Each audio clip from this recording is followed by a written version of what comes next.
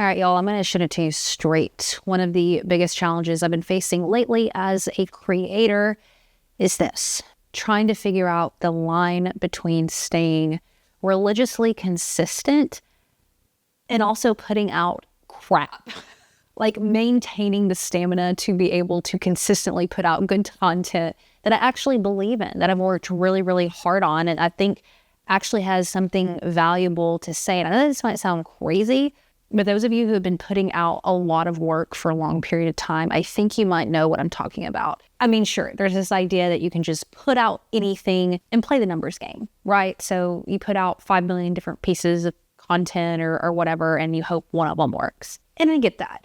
I don't think there's a right or wrong for either approach, but for me, I put a lot of work in my short form videos, podcasts, so forth, and I want to really be intentional with what I share. It's while I've been doing this for so many freaking years, and this has still not been a battle for me. You think after a while it'd just get easier, but no, it doesn't work like that. But I did have a reframe over this past week that was really helpful for me, and I wanted to share it with you. Before we get started, I just want to acknowledge that if you are a creator, you really need to be clear about one question. The art that I am making, is this for me? Or is this for other people? Meaning, is this something that I want to do as a profession, or is this something to do to express myself? Neither's right or wrong, but I'm talking to the folks who are like, hell yeah, I want this to be a profession. I want folks to enjoy this and consume it and like it. And I know that there's some people who are really precious about that, or like, it's about the art, dude. I'm not saying it's wrong, but that's just not me. I want to make this my life. I am making this my life. This is my life. And so although I enjoy it, it is for other people. So Seth Godin would say, well, if this is going to be a profession, you need to be professional. You need to show up no matter freaking what. He famously says, amateurs wait for inspiration while the rest of us, well, we just show up. But you also couple that with this idea, and Rick Rubin talks a lot about it in his book, The Creative Act, that really good work is kind of magical, that you can't quantify or really understand it. In fact, he said, we're dealing with the magic realm and no one really understands how it works. So it's this really interesting intersection between structure and showing up because you're a professional, and also understanding that there is something else at play here. Now I get hyped thinking about that, but I also get frustrated thinking about it, because when it is time for me to sit down and write or produce something, and that quote magical thing is just not there, what do? Put out something half-hearted that you don't believe in because you're a professional? Or wait. But waiting is sometimes, like TD Jake says, an excuse for inaction. I'm waiting on the muse, are you? So this is what I've been wrestling with. Whew. Few of you get it out there. I'm going to share with you what I came up with, and I think it's pretty powerful. But before then, if you're watching on YouTube, I want you to drop me a comment. Let me know if this is just me, if you wrestle with this, if you're currently dealing with it. And even if you're over on Spotify, you can leave a comment. So please drop that below. I'd love to hear it. And if you're like, nah, girl, you're crazy, you can leave me that comment. I don't mind. So here's my plan of attack. First of all, accepting that it's normal to not always have something to say. It's normal to not always have a revelation. And really, this is the first time in history that creators have been expected to produce at the rate that we have to produce. It's actually crazy. So that's why systems are so freaking important to come in, to be able to give us breathing room and help us make space for our humanity. More on that in a minute. But there are two concepts I've learned studying creativity. Number one is that creativity needs limits. It needs restriction, which is so crazy because you think creativity means like, whoa, I'm going to throw paint on the wall and spin around a little tutu and yodel.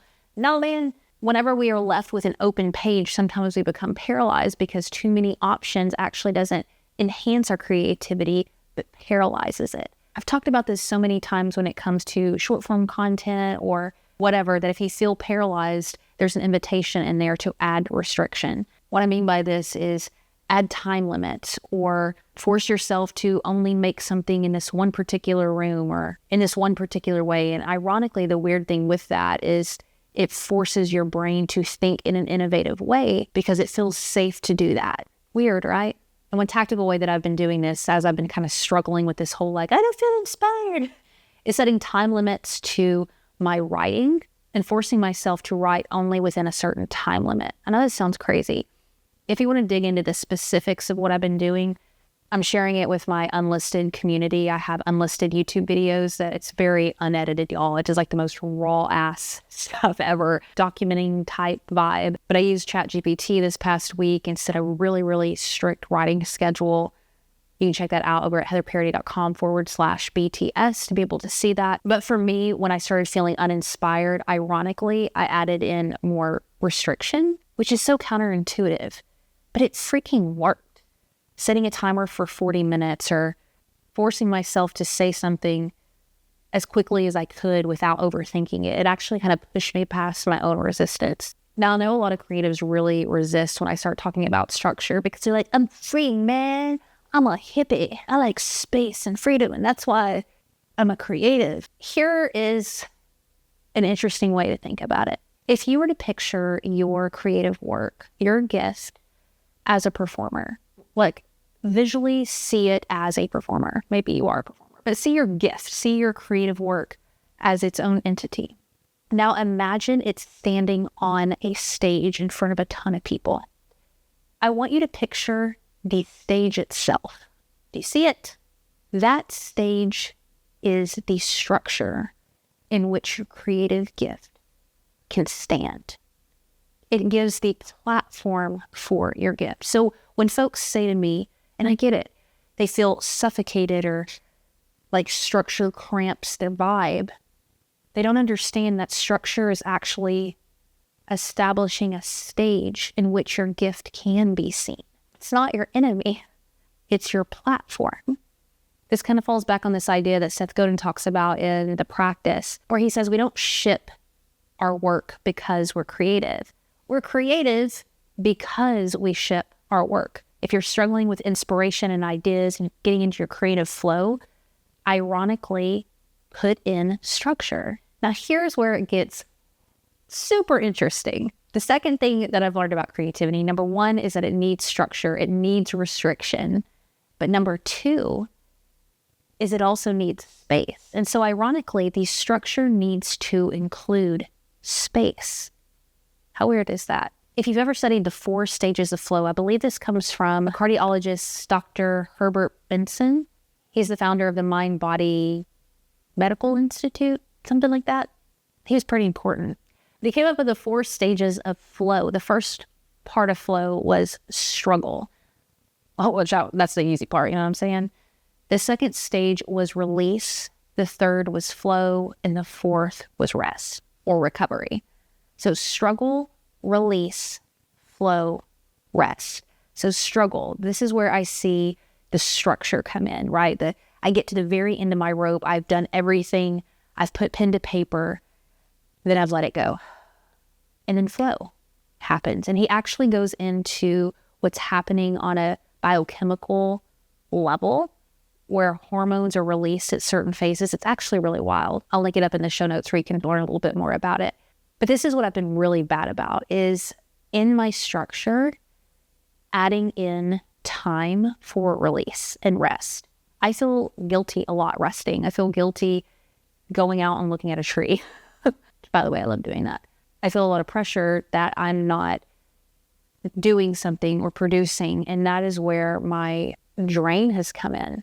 And I think so many people live on opposite sides of the continuum where they're like me and they just overwork and overproduce and pack their schedules so tight that there's no life and air into it.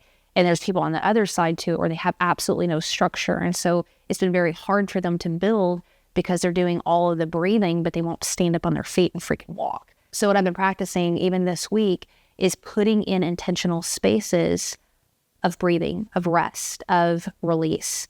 And it's been wild, the ideas that are just popping up in my head. So establishing a clear process where you're adding in structure, you're adding in restriction to your creativity. And in that structure is rest and release.